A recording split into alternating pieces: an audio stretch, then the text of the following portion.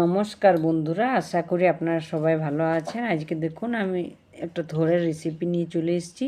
এটা বানাবো থোড়, নারকেল আর বড়ি দিয়ে। তার জন্য প্রথমে থোড়টা কেটে নিয়েছি, তারপরে একটু হলুদ নুন দিয়ে আমি কাঁচাতে ভালো করে হাতে চটকে চটকে মেখে নেব।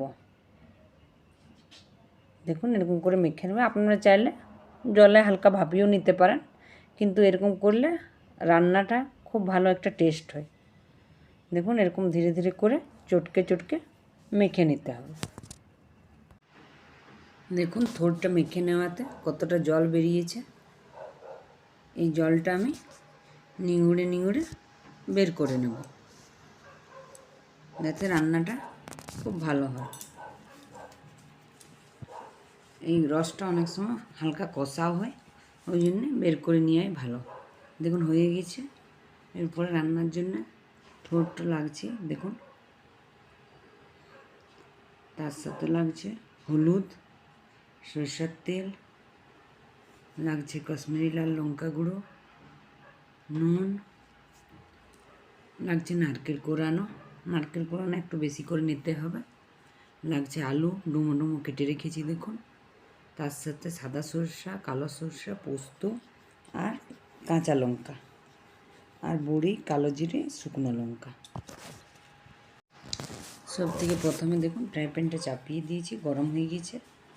আমি একটু সরষের তেল দিলাম। আপনার চাইলে আর একটু তেল দিতে পারেন। আমি সব রান্নাতে একটু তেলটা কম ব্যবহার করি। দেখুন তেলটা গরম হয়ে গেছে, শুকনো লঙ্কাটা দিয়ে দিয়েছি আর কালো জিরেটা দিয়ে দিয়েছি।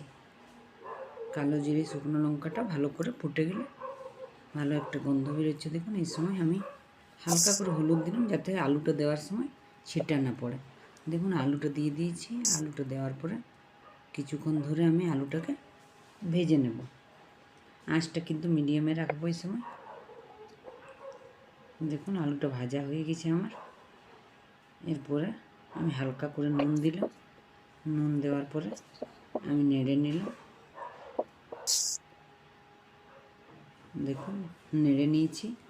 এরপরে আমি নারকেল কোরানোটা এই সময় তেলের মধ্যে দিয়ে দেব।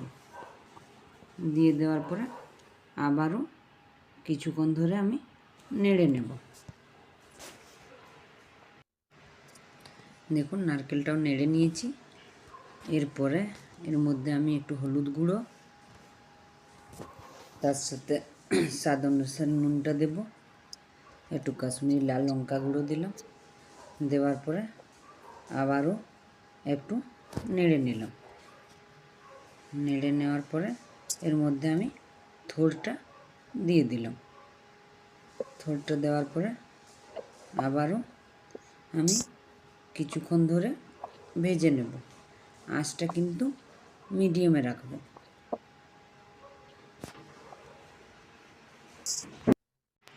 দেখুন কষানো হয়ে গেছে। এরপরে ঢাকা দিয়ে আমি 2-3 মিনিটের মতন হতে দেব।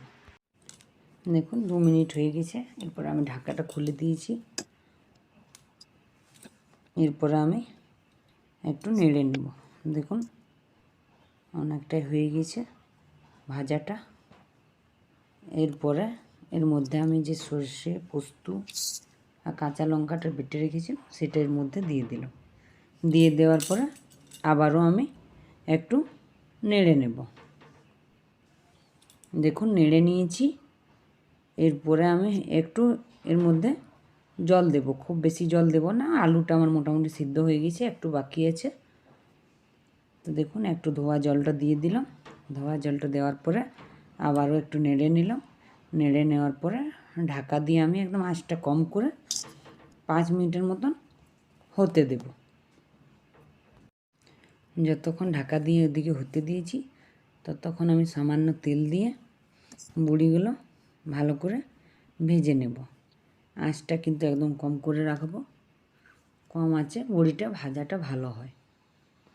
দেখুন তেলটা আমার গরম হয়ে গেছে। এরপরে বড়িগুলো এর মধ্যে আমি দিয়ে দিয়েছি। দিয়ে দেওয়ার পরে আমি এটাকে ভালোভাবে ভেজে নেব। দেখুন ভাজাটা হয়ে গেছে। এরপর আমি বড়িগুলো একটা প্লেটে তুলে নেব। দেখুন 5 মিনিটের মতন হয়ে গেছে। আমি ঢাকাটা খুলে দিচ্ছি।